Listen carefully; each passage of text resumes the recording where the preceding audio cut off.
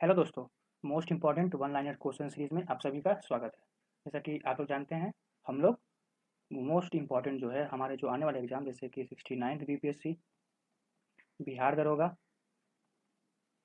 CGL और CHSL जैसे एग्जामों को हम लोग टारगेट कर रहे हैं। ठीक, तो हम लोग पहले देखें कि हम लोग पहले हिस्ट्री का 4 पार्ट हम लोग पहले देख चुके हैं और ये आज पॉलिटी का चौथा पार्ट है। तो जिन्होंने नहीं देखा है हिस्ट्री का भी और पॉलिटी का बाकी पार्ट, तो मेक श्योर कि आप लोग जाके देख सकते हैं। ठीक है, मैं उसका लिंक कमेंट सेक्शन में पिन कर दूंगा। तो चलते हैं, आज का पहला क्वेश्चन देखते हैं। हमारा आज का पहला क्वेश्चन क्या है? हमारा आज का पहला क्वेश्चन है, अध्यक्ष सदन किस सदस्य को बोलना बंद करने और अन्य सदस्य को बोलने के लिए कह सकते हैं? इस प्रक्रिया को क्या कहा जाता है? The speaker can ask a member of the house to stop speaking and other members to speak. This process is known as what? तो जैसा कि हम लोग सदन की कार्रवाई अगर कभी ध्यान से देखिएगा, तो वहाँ जो स्पीकर होते हैं, अध्यक्ष होते हैं, वो मेंबर्स को बोलते हैं कि आप बैठ जाइए, अगले सदस्य को बोलने दीजिए। ठीक है, तो ये जो प्रोसेस है उसको क्या बोलते हैं? उसको बोलते हैं हम लोग यील्डिंग द फ्लोर। ठीक है, मतलब हिंदी में अगर बात करें तो इसको बोलते हैं मंजिल देना। ठीक, आंसर देखते हैं, हमारा आंसर क्या है? यील्डिंग द फ्लोर, मतलब मंजिल देना या फर्श को जन्म देना। नेक्स्ट चलते हैं, हमारा नेक्स्ट क्वेश्चन आज का क्या है? हमारा नेक्स्ट क्वेश्चन है, शून्यकाल संसदीय प्रणाली में किस देश का योगदान है? मतलब zero hour is a contribution of which country to the parliamentary system. जो हमारा शून्यकाल है, इसका ड्यूरेशन कब से कब होता है? जो कि यूजुअली 12 बजे दोपहर से इसका जो ड्यूरेशन होता है लगभग 30 मिनट तक होता है। तो 30 मिनट इसका ड्यूरेशन है, 12:30 तक। ये जो जीरो आवर है, हम लोग जो सवाल बोल रहा है, जीरो आवर का जो देन है, इसका कंट्रीब्यूशन किस देश के से आया है? जो कि हमारे पार्लियामेंट्री सिस्टम में एक महत्वपूर्ण योगदान रहा। तो जीरो आवर जो है हमारे भारत देश से आया है, भारत देश। ठीक है, इंडिया। अगर जीरो आवर पे अगर इस पर डिस्कशन की जाए तो जीरो आवर कब होता है कि इसमें मेंबर ऑफ पार्लियामेंट इसमें अपना इशू रेज करते हैं, सवाल करते हैं। किससे करते हैं? मिनिस्टर से करते हैं। ऐसा इशू जो कि हमारे पब्लिक इंपॉर्टेंस के लिए काफ़ी ज़्यादा ज़रूरी है। ठीक है, तो प्रश्न शून्यकाल में क्या होता है? मेंबर ऑफ पार्लियामेंट सवाल पूछते हैं मिनिस्टर से, जो कि ऐसे मुद्दे पे जो कि हमारे जनहित के लिए काफ़ी ज़्यादा इंपॉर्टेंट है। ठीक, महत्वपूर्ण है। तो इसका कंट्रीब्यूशन क्या हो गया? हमारा इंडिया आंसर हो जाएगा। ठीक, India is the answer. Next चलते हैं, नेक्स्ट क्वेश्चन क्या है? भारतीय संविधान का कौन सा अनुच्छेद संसद को अंतर्राष्ट्रीय संधि को प्रभावी बनाने के लिए राज्य विषयों की सूची पर कानून बनाने की शक्ति देता है? Which article of the Indian Constitution gives the power to Parliament to make laws on state subjects list for giving an effect to international treaty? तो जैसा कि हम लोग जानते हैं कि एक यूनियन लिस्ट होता है, स्टेट लिस्ट होता है और कॉन्करेंट लिस्ट होता है। ठीक, तो स्टेट लिस्ट में क्या होता है कि उस पे राज्य जो कि हमारा स्टेट लॉ बनाता है, लेकिन हमारा यूनियन भी स्टेट लिस्ट में लॉ बना सकता है, कानून बना सकता है। ठीक, सपोज करिए कि अगर कोई इंटरनेशनल ट्रीटी हुआ, जैसे कि हमारे एक्सटर्नल मिनिस्टर, विदेश मंत्री दूसरे देश में जाते हैं। ठीक है, तो वहाँ कोई ट्रीटी साइन हुआ, कोई संधि साइन हुआ, ट्रीटी, तो वो हमारे भारत में आके किसी स्टेट में अगर उसको लागू करना हो, ठीक है, तो वो हमारे यूनियन के द्वारा, मतलब लेजिस्लेचर के द्वारा, मतलब विधानमंडल के द्वारा लॉ बनाया जाएगा स्टेट लिस्ट में। ठीक है, तो किस आर्टिकल के तहत वो बनाया जाता है? इंटरनेशनल ट्रीटी को प्रभावी बनाने के लिए, प्रभावी मतलब टू गिव एन इफेक्ट, तो वो होता है हमारा आर्टिकल 253 के तहत हमारा यूनियन स्टेट लिस्ट में लॉ बना सकता है। किस लिए? किसी इंटरनेशनल ट्रीटी को, अंतर्राष्ट्रीय संधि को प्रभावी बनाने के लिए। ठीक, याद रखिएगा आप लोग, काफी इंपॉर्टेंट है। तो आर्टिकल 253 आंसर हो गया हमारा। नेक्स्ट चलते हैं, हमारा नेक्स्ट क्वेश्चन है, लोकसभा द्वारा पारित धन विधेयक को राज्यसभा द्वारा भी पारित माना जाता है जब राज्यसभा द्वारा कितने दिनों के भीतर कोई कार्यवाही नहीं की जाती है? क्वेश्चन है, a money bill passed by the Lok Sabha is deemed to have been passed by the Rajya Sabha also when no action is taken by the Rajya Sabha within how many days? तो जैसा कि हम लोग जानते हैं कि money bill हमेशा लोकसभा में इंट्रोड्यूस किया जाता है। ठीक है, तो वहां से जब पास होता है, लोकसभा से पास होने के बाद बिल कहाँ जाता है? हमारे राज्यसभा में। तो क्वेश्चन क्या बोल रहा है कि अगर राज्यसभा द्वारा कोई भी एक्शन, कोई भी कार्यवाही कितने दिनों तक नहीं ली जाती है, ठीक है, कितने दिनों तक नहीं ली जाती है, ताकि उसको क्या माना जाता है, उसको माना जाता है कि अगर इतने दिनों तक अगर कोई राज्यसभा एक्शन नहीं ले, कोई भी कार्रवाई नहीं करे, तो वो जो मनी बिल है वो राज्यसभा से भी पास हो जाता है। तो वो दिन कितना है, वही दिन पूछ रहा है, वो दिन होता है 14 दिनों का जो कार्यकाल है। अगर 14 दिनों तक राज्यसभा कोई भी एक्शन, कोई भी कार्यवाही नहीं करती है किस पे, मनी बिल पे, जो कि लोकसभा से पास हुआ है, तो वो बिल राज्यसभा से भी पास माना जाता है, मतलब पारित माना जाता है। ठीक, कितने दिनों तक, 14 दिनों तक। हमारा आंसर 14 दिन। नेक्स्ट हमारा question, who decides that whether a particular bill is money bill और नॉट। मतलब कि कौन डिसाइड करता है कि अगर कोई भी बिल जो है हमारा पार्लियामेंट में इंट्रोड्यूस होता है पारित होने के लिए, तो वो कौन डिसाइड करता है कि वह जो बिल है वो मनी बिल है या कोई और ऑर्डिनरी या फाइनेंशियल बिल है। ठीक है, तो जहाँ तक मनी बिल की बात की जाए तो यह कहाँ इंट्रोड्यूस होता है, हम लोग पहले भी पढ़ चुके हैं, जो कि सिर्फ और सिर्फ लोकसभा में इंट्रोड्यूस होता है। और अगर स्टेट की बात की जाए तो वो विधानसभा में, मतलब लेजिस्लेटिव असेंबली में, विधानसभा में। स्टेट में अगर बात की जाए तो वो विधानसभा, और लोकसभा यूनियन में, सेंटर में। तो मनी बिल लोकसभा में इंट्रोड्यूस होता है, उसको पारित करने के लिए। तो डिसाइड कौन करता है कि जो बिल लाया गया है हमारे एमपीज के द्वारा, मिनिस्टर के द्वारा, तो वो मनी बिल है या नहीं है, तो वो किसके द्वारा डिसाइड किया जाता है, वो किया जाता है अध्यक्ष। ठीक है, अध्यक्ष के द्वारा, मतलब स्पीकर के द्वारा। स्पीकर बताता है, स्पीकर डिसाइड करता है कि हाँ ये बिल मनी बिल है या कोई और बिल है, ऑर्डिनरी बिल है या फाइनेंशियल बिल है। ठीक, तो द स्पीकर। नेक्स्ट चलते हैं, हमारा नेक्स्ट क्वेश्चन है, राज्यसभा का सदस्य रहते हुए लोकसभा के विचार विमर्श में कौन भाग ले सकता है। Who can participate in the deliberation of the Lok Sabha while being a member of Rajya Sabha. ये जो क्वेश्चन है कि ये पूछ रहा है कि कौन ऐसा व्यक्ति है जो कि लोकसभा के विचार विमर्श में भी पार्टिसिपेट कर सकता है, मतलब अपनी भागीदारी निभा सकता है। While being a member of Rajya Sabha, मतलब राज्यसभा का मेंबर होते हुए भी, मतलब राज्यसभा का मेंबर होते हुए भी वो लोकसभा के कार्यकाल में अपना भागीदारी, पार्टिसिपेशन ये कर सकता है, निभा सकता है। तो वो कौन है, वो है ऐसा मंत्री, ऐसा minister, a minister who is also the member of Rajya Sabha, मतलब एक ऐसा मंत्री जो कि राज्यसभा का भी सदस्य हो। ठीक है, सदस्य हो। ठीक, क्या है, मंत्री जो राज्यसभा का सदस्य हो। हमारा answer, ministry who is member of Rajya Sabha. तो अगर जो मंत्री है अगर राज्यसभा का सदस्य है तो वो लोकसभा के भी अपना जो है विचार विमर्श में वो भाग ले सकता है। नेक्स्ट हमारा क्वेश्चन है, सांसद की एक सीट को रिक्त घोषित किया जा सकता है यदि वह कितने दिनों के निरंतर अवधि के लिए सदन से अनुपस्थित है। A seat of MP can be declared vacant if he or she is absent from the house for a continuous period of how many days. तो सवाल हमारा कहना है कि सपोज करिए अगर कोई पार्लियामेंट का, मतलब ये लोकसभा हो या राज्यसभा है, उसका एक मेंबर सदस्य कितने दिनों तक एब्सेंट होगा, मतलब कि कितने दिनों तक उसका जो पद है वो रिक्त है, कि उसका जो सीट होता है उसको रिक्त घोषित कर दिया जाए, कितने दिनों तक अनुपस्थित रहेगा। तो उस केस में अगर कोई भी एमपी 60 दिनों तक, 60 डेज, 60 दिनों तक अगर सदन की कार्यवाही में अगर भाग ना ले, क्या है, सदन की कार्यवाही में भाग ना ले, तो उस एमपी का जो सीट है उसको वैकेंट, मतलब रिक्त घोषित कर दिया जाता है। ठीक, क्या आंसर, 60 डेज, याद रखिएगा।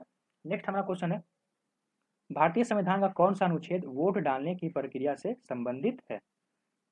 वोट डालने से संबंधित है, ठीक है। Which article of the Indian constitution deals with the process of casting vote. अगर कास्टिंग वोट की बात की जाए तो यह किस केस में यूज होता है, यह हमारे स्पीकर से, स्पीकर मतलब अध्यक्ष, अध्यक्ष का जिक्र हो तो वो कास्टिंग वोट हमारे स्पीकर से जिक्र करता है। ठीक है, तो कास्टिंग वोट कब यूज होता है, जब बराबरी हो जाए, सदन में अगर कोई वोटिंग हो, अगर एक तरफ रूलिंग पार्टी है, ठीक है, और एक तरफ ओपोजिशन पार्टी है, इसने भी किसी मुद्दे पर 40 वोट करा और अपोजिशन ने भी उसी मुद्दे पर 40 वोट करा, तो इस केस में क्या होता है, ये टाई हो जाता है। तो उस केस में हमारा जो स्पीकर साहब है वो एक वोट डालते हैं, उस वोट को क्या बोलते हैं, कास्टिंग वोट। तो वही उनका एक जो वोट है स्पीकर से रिलेटेड, जो कि हम लोग क्या बोलते हैं, कास्टिंग वोट। ठीक है, कास्टिंग वोट। तो इस किससे संबंधित है, हमारे स्पीकर से। और इसका आर्टिकल जो है, कौन सा आर्टिकल में ये दिया हुआ है, यह हमारे अनुच्छेद 100 में इसके बारे में जिक्र किया गया है। ठीक, नेक्स्ट चलते हैं। नेक्स्ट हमारा क्वेश्चन है, राज्यसभा में भारत के राष्ट्रपति द्वारा कितने सदस्यों को नामित किया जा सकता है। How many members can be nominated by the president of India in Rajya Sabha. तो जैसा कि हम लोग जानते हैं कि प्रेसिडेंट ऑफ इंडिया, हमारे राष्ट्रपति, अलग अलग फील्ड के, मतलब कोई लिटरेचर का हो गया, कोई स्पोर्ट्स पर्सन हो गया, या कोई फिल्म फील्ड से रिलेटेड है, ठीक है, कोई अगर सोशल वर्क से रिलेटेड है, सामाजिक कार्य से, तो ऐसे ऐसे जो महान व्यक्ति हैं, जो कि उनकी जो भागीदारी है, उनका जो योगदान है हमारे भारत के लिए काफ़ी ज़्यादा महत्वपूर्ण हो जाता है। तो उस केस में प्रेसिडेंट कुछ मेंबर जो कि है हमारे राज्यसभा में, उसको सीधे सीधे नॉमिनेट करते हैं कि हाँ आप जाइए इस पे सदन में, राज्यसभा में अपना भागीदारी निभाइए। ठीक है, तो कितने मेंबर ये कर सकते हैं प्रेसिडेंट, तो वो टोटल जो कि हमारे 12 मेंबर्स प्रेसिडेंट के द्वारा नॉमिनेट किए जाते हैं। ठीक है, 12 मेंबर्स, ठीक, 12 सदस्य। नेक्स्ट हमारा क्वेश्चन है, संसद के किस सदन के पास नई अखिल भारतीय सेवाओं को निर्माण की अन्य शक्ति है। विच house of the parliament has the exclusive power of creation of all India services. हमारा क्वेश्चन कह रहा है, पार्लियामेंट में दो हाउस, एक लोकसभा एक राज्यसभा, तो इन दोनों में से कौन सा ऐसा सदन है जिसके पास ये पावर है कि वो ऑल इंडिया सर्विसेज, जैसे कि हमारा आईएएस हो गया, आईएफएस हो गया, आईपीएस हो गया, आईपीएस में फॉरेस्ट सर्विस है ये, फॉरेन सर्विस मत समझिएगा, आईएएस हो गया, आईएफएस हो गया, आईपीएस हो गया, आईईएस हो गया, इंजीनियरिंग सर्विस हो गया। ठीक है, तो वो एक पोस्ट क्रिएट कर सकते हैं, ऐसा ही पोस्ट एक बना सकते हैं, पोस्ट क्रिएट कर सकते हैं। तो किनके, किस सदन के द्वारा वो इनिशिएट किया जाएगा, किसके द्वारा, तो वो होगा हमारे राज्यसभा के द्वारा। ठीक है, राज्यसभा के द्वारा ही हमारा, अगर कोई ऑल इंडिया सर्विस बनना होगा तो वो उन्हीं के द्वारा इनिशिएट किया जाएगा, उन्हीं के पास एक एक्सक्लूसिव पावर है, अन्याय शक्ति है। ठीक, तो राज्यसभा हमारा आंसर है। नेक्स्ट देखते हैं हमारा नेक्स्ट क्वेश्चन, लोकसभा और राज्यसभा का कोरम क्या है। ठीक है, the quorum of Lok Sabha and Rajya Sabha is. अगर कोरम की बात की जाए, कोरम क्या होता है, तो किसी भी सदन में कार्यवाही चलने के लिए मिनिमम कितने मेंबर प्रेजेंट होना चाहिए, कितने सदस्य उपस्थित होने चाहिए ताकि सदन की कार्रवाई चल सके। ठीक है, वही होता है हमारा कोरम।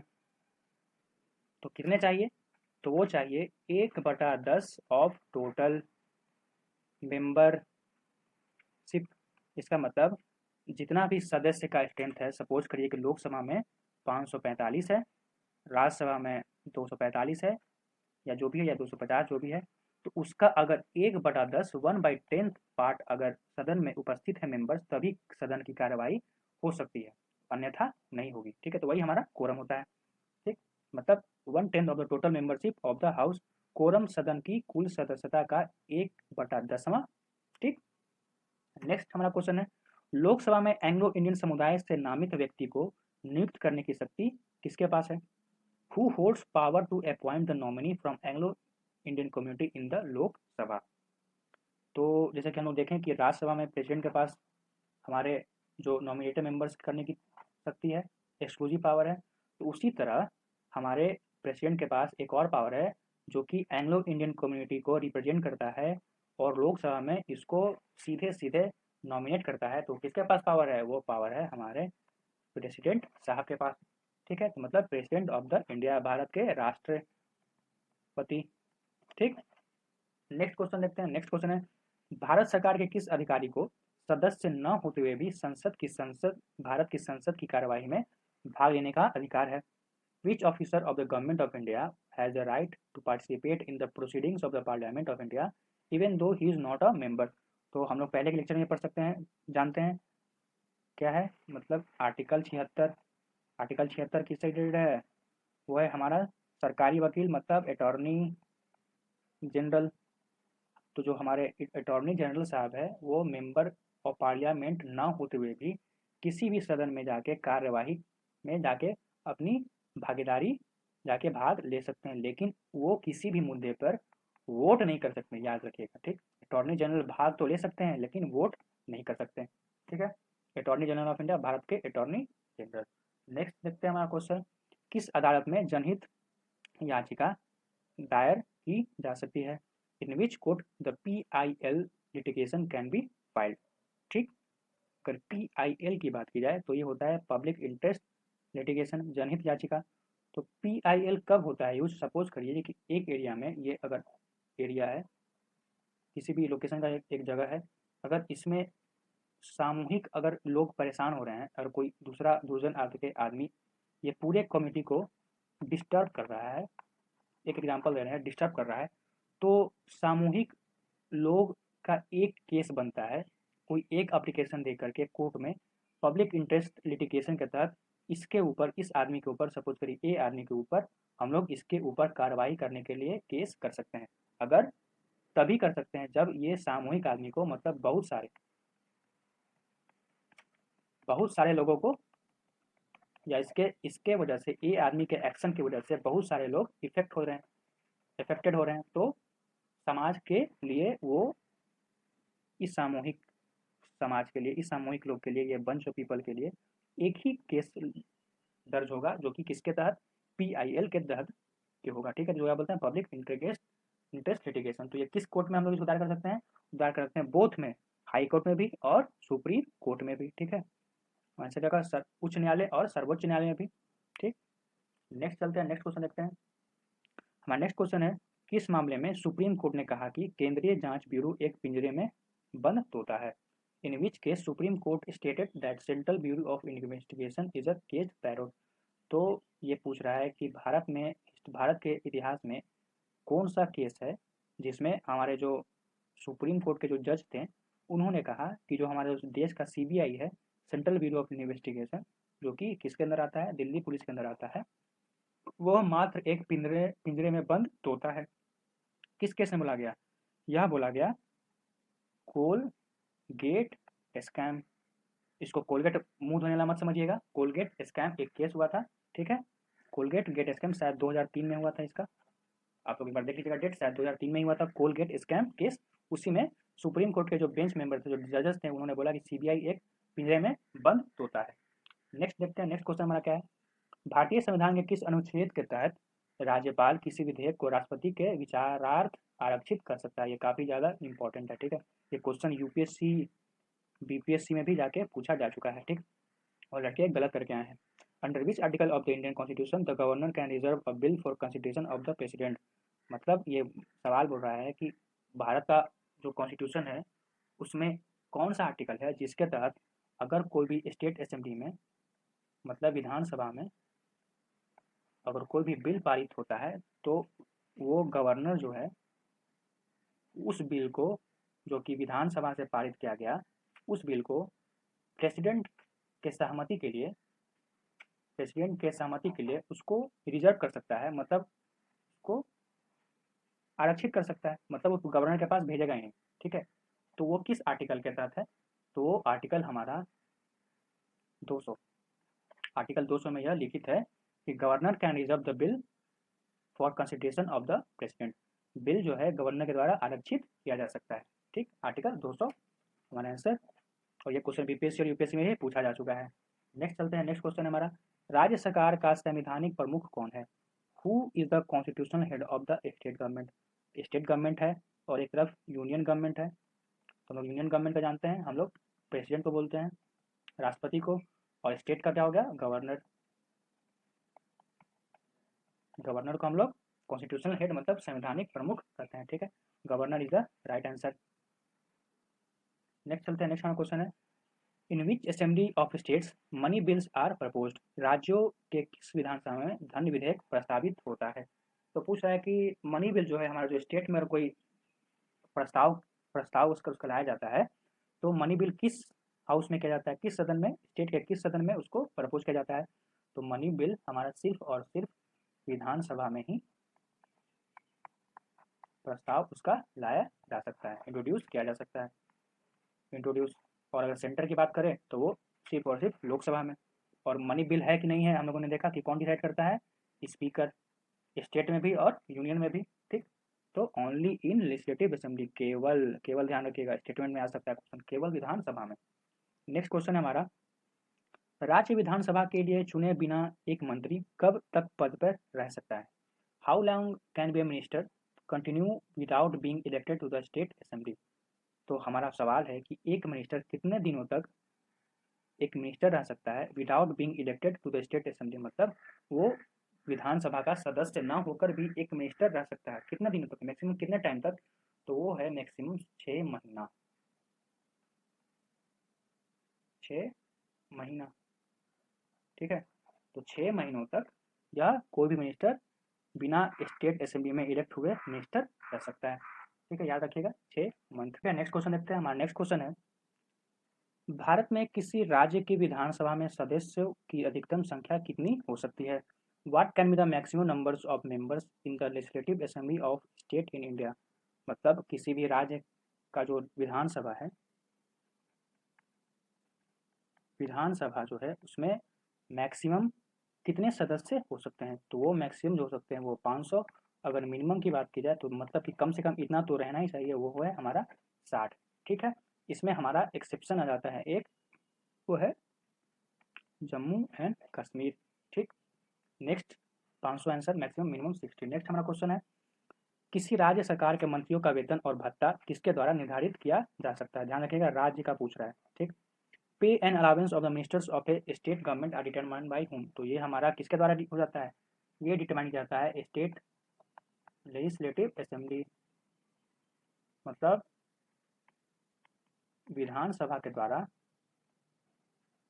किसी भी सदस्य के वेतन और भत्ते के बारे में उस पर निर्धारित किया जाता है, उस पर डिसीजन लिया जाता है, ठीक। तो हमारा स्टेट लेजिस्लेटिव असेंबली। नेक्स्ट देखते हैं, हमारा नेक्स्ट क्वेश्चन, भारत के संविधान में संशोधन किस सदन में शुरू किए जा सकते हैं? In which house of the amendments to the constitution of India can be initiated? मतलब कि सदन, भारत के संविधान में अगर किसी को कॉन्स्टिट्यूशन में अमेंडमेंट करना हो, संशोधन करना हो, तो वह किस हाउस में सबसे पहले प्रपोजल देगा, कहाँ से स्टार्ट करेगा? तो ये जो है हमारा कॉन्स्टिट्यूशन में अमेंडमेंट के लिए, संशोधन के लिए किसी भी हाउस में, इधर ऑफ द हाउस, किसी भी सदन में, ठीक है, किसी भी सदन में हम लोग संविधान के संशोधन के लिए हम लोग प्रक्रिया शुरू कर सकते हैं किसी भी सदन में, ठीक। इधर हाउस ऑफ द पार्लियामेंट मतलब किसी भी सदन में। नेक्स्ट क्वेश्चन देखते हैं, नेक्स्ट क्वेश्चन है, राष्ट्रपति के चुनाव से उत्पन्न सभी संदेह और विवादों की जांच करने और निर्णय लेने की शक्ति किसमें निहित है? The power to inquire into and decide all doubts and disputes arising out of the election commission, election of the president is vested in. मतलब बोल रहा है कि सपोज करिए प्रेसिडेंट का इलेक्शन हुआ, उसमें संदेह हो गया, डिस्प्यूट हो गया, विवाद हो गया, तो ये जो विवाद और संदेह हुआ, डाउट एंड डिस्प्यूट हुआ, तो ये कौन डिसाइड करेगा, इसके ऊपर कौन जांच करेगा, ठीक है। तो चूंकि हम लोग जानते हैं कि प्रेसिडेंट का इलेक्शन हम लोग इलेक्शन कमीशन द्वारा कराया जाता है, लेकिन अगर डिस्प्यूट अराइज होता है तो वो सीधे किसके द्वारा इंक्वायर किया जाता है? वो किया जाता है the supreme court. Supreme court मतलब सर्वोच्च न्यायालय, ठीक है, सुप्रीम कोर्ट के द्वारा यह देखा जाता है। तो क्या है, सुप्रीम कोर्ट हमारा आंसर हो जाता है। इलेक्शन हमारा प्रेसिडेंट का इलेक्शन कमीशन कराता है, लेकिन कोई डाउट या डिस्प्यूट हो जाता है तो वो सुप्रीम कोर्ट में जाता है, ठीक है, ध्यान रखिएगा। क्वेश्चन हमारा नेक्स्ट, भारतीय संविधान के किस भाग में केंद्र राज्य संबंधों का उल्लेख किया गया है? In which part of the Indian constitution are centre state relation is mention? तो हम लोग आए दिन देखते रहते हैं कि सेंटर स्टेट में हमेशा डिस्प्यूट होते रहता है, हमेशा टकराव होता रहता है, ठीक है। तो किस पार्ट में है हमारा? तो वो हमारा भाग 6 में, भाग 6 में आर्टिकल कितना से कितना, अनुच्छेद आर्टिकल 245 से 255 में यह डिस्कस किया गया है, लिखित है कि सेंटर स्टेट का रिलेशन जो है भाग 6 आर्टिकल 245 से 255, भाग 6 आर्टिकल 245 से 255, ठीक है। तो दोस्तों आज के लिए बस इतना ही है पॉलिटी में। तो आज हम लोग पार्ट 4 देखे हैं, इससे पहले पार्ट 1, पार्ट 2 और पार्ट 3 भी है। जिन्होंने नहीं देखा है वो मेक श्योर कि जाकर आप लोग देख सकते हैं। ये काफ़ी ज़्यादा इंपॉर्टेंट सीरीज़ है आपके बीपीएससी एग्जाम, तो 69 बीपीएससी है। फिर उसके बाद बिहार दरोगा का भी वैकेंसी आने वाला है, बिहार दरोगा, ठीक। और सीजीएल का भी है, सीएचएसएल का भी वैकेंसी फॉर्म भरा रहा है, ठीक है, अप्लाई होना स्टार्ट हो गया है, तो जिन्होंने नहीं भरा वो भी जाके भर दें, ठीक। तो अगर आपको वीडियो अच्छा लग रहा हो तो लाइक करिए, सब्सक्राइब करिए और शेयर करिए अपने दोस्तों में, कि सब्सक्राइब करने से आपको मेरे को मोटिवेशन मिलता है ताकि मैं और अच्छा कंटेंट लाऊँ, ठीक। और मैं अभी बिहार स्पेशल का भी कंटेंट लाऊंगा, जो कि आपके 69 बीपीएससी में काफ़ी ज़्यादा महत्वपूर्ण होगा, ठीक है। तो आज के लिए बस इतना ही, मिलते हैं नेक्स्ट वीडियो में हमारे। तो थैंक यू आज के लिए देखने के लिए, तब तक मिलते हैं, बाय।